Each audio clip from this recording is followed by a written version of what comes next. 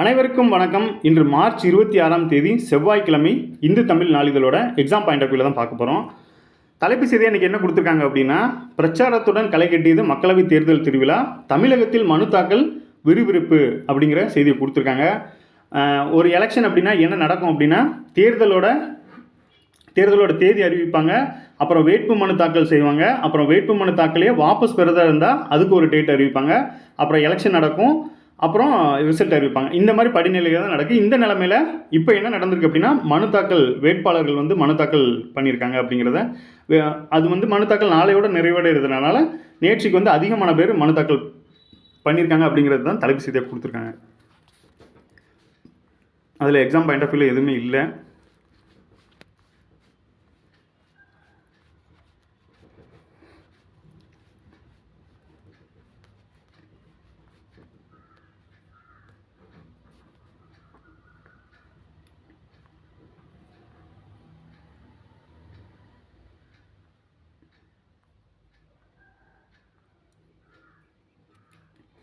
பொது அறிவு பகுதியில் பிரம்மபுத்திரா நதியை பற்றி கொடுத்துருக்காங்க. பொது அறிவில் பாருங்கள், பிரம்மபுத்திரா எங்கே உருவாகுது அப்படின்னா திபத்தில் உருவாகுது. இதில் சில கண்டென்ட் கொடுத்துருப்பாங்க. 4 கொஸ்டின் இதில் நல்லபடியாக எடுக்கலாம். எப்படின்னு பாருங்கள்.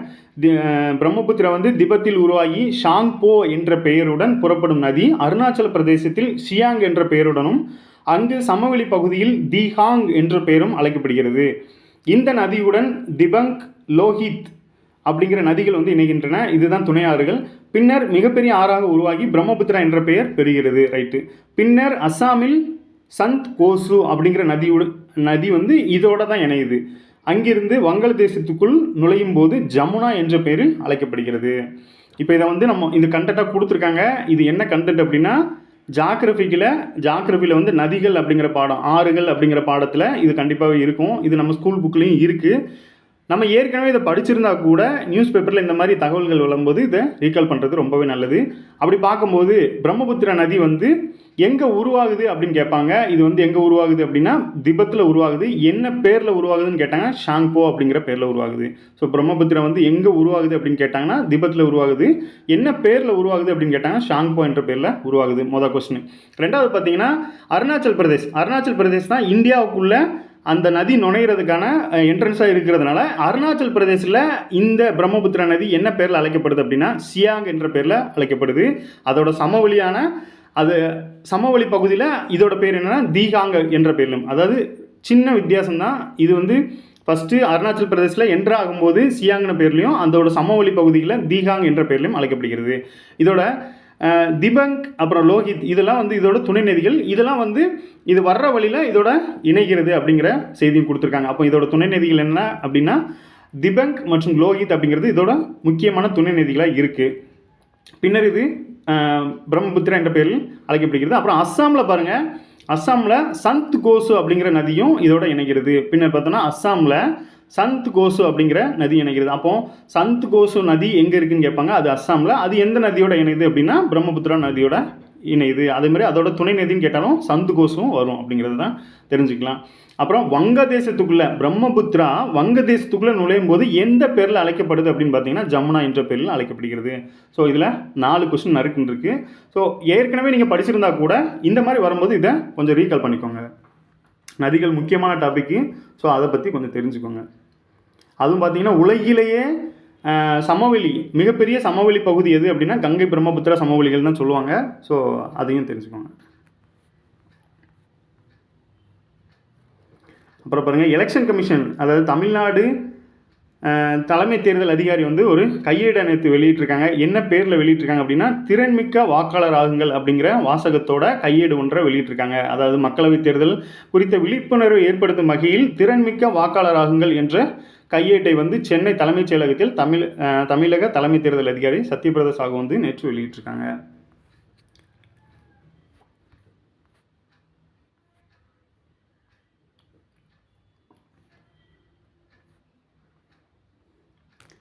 அப்புறம் செய்தி தெரியுமால என்ன கொடுத்துருக்காங்க அப்படின்னா, மார்ச் 11 டேட் படி என்ன அப்படின்னா, சொத்து குவிப்பு வழக்கில் முன்னாள் அமைச்சர் கா பொன்முடி மற்றும் அவரது மனைவி விசாலாட்சி ஆகியோருக்கு விதிக்கப்பட்ட தண்டனையை உச்சநீதிமன்றம் நிறுத்தி வைத்தது அப்படிங்கிற செய்தி. என்ன அப்படின்னா, அவங்களுக்கு அந்த மார்ச் 11க்கு முன்னாடி எப்படி இருக்கும் அப்படின்னா, சொத்து குவிப்பு வழக்கில் வந்து 2 ஆண்டுகளுக்கு மேலே தண்டனை விதித்ததால் அவங்களோட அமைச்சர் பதவி மற்றும் எம்எல்ஏ பதவியை வந்து நிறுத்தி வைக்கப்பட்டிருக்கும். இந்த நிலைமையில் உச்சநீதிமன்றம் வந்து தண்டனை வந்து நிறுத்தி வச்சுருக்காங்க அப்படிங்கிறது தான். அடுத்து வந்து இப்போ நடக்க இருக்கிற மக்களவைத் தேர்தல் எத்தனையாவது மக்களவைத் தேர்தல் அப்படின்னா 18வது மக்களவைத் தேர்தல் அப்படிங்கிறத தெரிஞ்சுக்கோங்க. இது எத்தனை கட்டமாக நடக்கு அப்படின்னா, இந்தியா முழுக்க 7 கட்டங்கள் நடக்கு. தமிழ்நாட்டில் ஒரே கட்டமாக முடிஞ்சிருது. அதாவது ஏப்ரல் 19 முதல் தேதியிலேயே தமிழ்நாட்டில் முடிஞ்சிருது அப்படிங்கிறது தெரிஞ்சுக்கோங்க.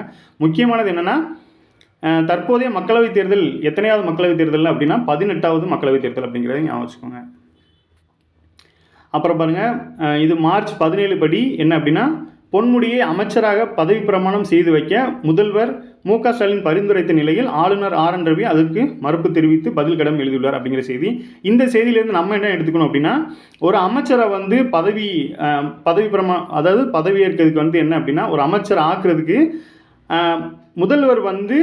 முதல்வரோட பரிந்துரையின் பேரில் ஆளுநர் வந்து பதவி பிரமாணம் செய்து வைப்பாங்க அப்படிங்கிறத மட்டும் தெரிஞ்சுக்கலாம். ஸோ இதன் மூலமாக என்ன தெரிஞ்சுக்கலாம் அப்படின்னா, முதல்வரோட பரிந்துரையின் பேரில் தான் ஒரு அமைச்சர் வந்து ஆளுநரால் பதவி பிரமாணம் செய்ய வைக்கப்படுறாரு அப்படிங்கிறத தெரிஞ்சுக்கலாம். அதுமாதிரி அடுத்த கொஸ்டின் பாருங்கள். அதிமுக பெயர், கொடி, சின்னம் ஆகியவற்றை பன்னீர்செல்வம் வந்து பயன்படுத்தக்கூடாது என்று சென்னை உயர்நீதிமன்றம் உத்தரவிட்டிருக்காங்க. என்ன அப்படின்னா, ஒரே பெயர், கொடி, சின்னம் ஒரே கட்சியை சேர்ந்தவங்க 2 பேர் அதுக்கான போட்டி போடும்போது அதில் தேர்தல் ஆணையத்தோட விதிகளின்படி அவங்க சில ஃபார்மாலிட்டிஸ் வச்சுருப்பாங்க. அதன்படி யார் வந்து அந்த உறுப்பினர்கள் மற்றும் செயலாளர்கள் வந்து கையெழுத்து இடுவதன் மூலமாக யார் மெஜாரிட்டி காட்டுறாங்களோ அவங்களுக்கு அந்த பெயர், கொடி, சின்னத்தை கொடுத்துருவாங்க. அப்படி இல்லை 2 பேருமே சரிசமமாக இருக்காங்க அப்படின்னா அதை முடக்கிறதுக்கான வாய்ப்புகளும் இருக்குது அப்படிங்கிறது தான் இந்த இது மூலமாக நம்ம தெரிஞ்சுக்கலாம். இப்போ நம்மளுக்கு வந்து இந்த சின்னங்கள், கொடி, பெயர்லாம் இருக்கிறதுனால அதை பற்றி கொஞ்சம் தெரிஞ்சுக்கிறது நல்லது. அப்புறம் பாருங்கள், தெலங்கானா ஆளுநர் மற்றும் புதுச்சேரியோட துணைநிலை ஆளுநர் ஆகிய பதவிகளை தமிழிசை சவுந்தரராஜன் ராஜினாமா செய்தார் அப்படிங்கிற செய்தி. ஆமாம், அவங்க மக்களவைத் தேர்தலில் போட்டியிடுறதுனால அந்த ஆளுநர் பதவியை ரிசைன் பண்ணிட்டு வந்திருக்காங்க. இதில் நம்ம என்ன தெரிஞ்சுக்கணும், ஆளுநர் வந்து பதவியை ராஜினாமா செய்யும்போது யார்கிட்ட அந்த கடிதத்தை கொடுப்பாங்க அப்படின்னா குடியரசுத் தலைவர்கிட்ட. ஏன் அப்படின்னா, குடியரசுத் தலைவரோட பிரதிநிதியாக தான் அவங்க வந்து ஒவ்வொரு மாநிலத்துக்கும் வந்து இது பண்ணுறாங்க. ஸோ அதனால் அவங்கள அப்பாயின்ட் பண்ணுறதுமே பிரசிடெண்ட்டு தான். அவங்க பதவியை ராஜினாமா பண்ணும்போது அந்த கடிதத்தை கொடுக்குறதும் பிரசிடெண்ட்டு தான் கொடுக்கணும் அப்படிங்கிறது. அப்புறம் ரஷ்யாவில் நடைபெற்ற அதிபர் தேர்தலில் பார்த்திங்கன்னா, தற்போதைய அதிபர் விளாடிமிர் புதின் வந்து 5வது முறையாக வெற்றி பெற்று அதிபராகியிருக்காங்க. ஆமாம், ரஷ்யாவோட அதிபர் யார் அப்படின்னா விளாடிமிர் புடின். அவங்க வந்து 5வது முறையாக வெற்றி பெற்று அதிபராகியிருக்காங்க அப்படிங்கிறத தெரிஞ்சுக்கலாம்.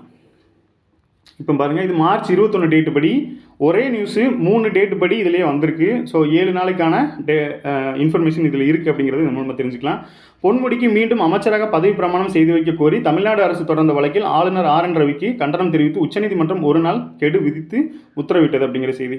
ஸோ முரண்பாடு இருந்த நிலைமையில் அரசு வந்து என்ன பண்ணிட்டாங்க அப்படின்னா உச்சநீதிமன்றத்துக்கு போயிருக்காங்க. உச்சநீதிமன்றம் வந்து வழக்கை பார்த்துட்டு 1 நாள் கெடு விதிச்சிருக்காங்க. இந்த நிலைமையில் அவர் பின்னர் வந்து அமைச்சராகவும் பதவி ஏற்றுட்டாங்க அப்படிங்கிறது தான். ஸோ இதுலேருந்து என்ன தெரியுதுங்களா, அரசுக்கும் நிர்வாகத்துக்கும் பிரச்சனை வரும்போது அவங்க நேராக கோர்ட்டுக்கு போகிறாங்க. கோர்ட்டு அந்த கேஸை பார்த்துட்டு அதற்கான நீதியை வழங்குறாங்க அப்படிங்கிறத இந்த இது மூலமாக தெரிஞ்சுக்கலாம்.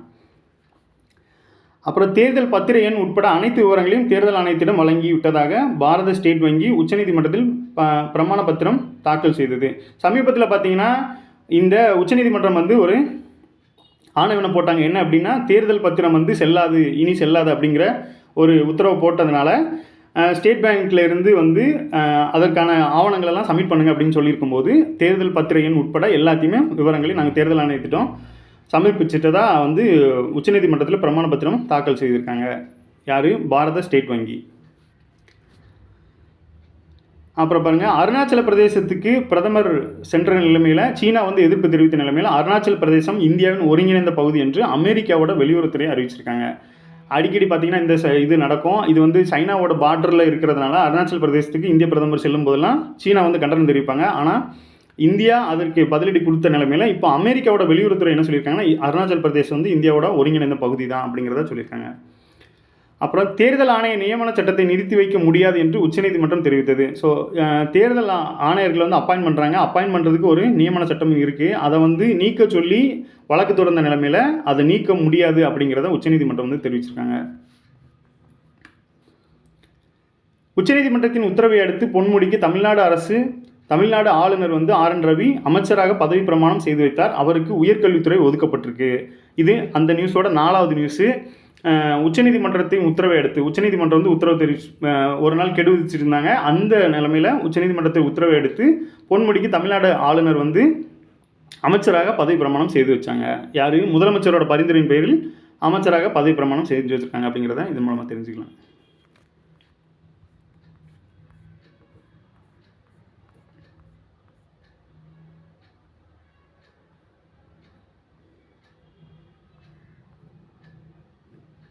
இன்னைக்கு செய்தி அவ்வளவுதான். மீண்டும் நாளை சந்திப்போம். நன்றி.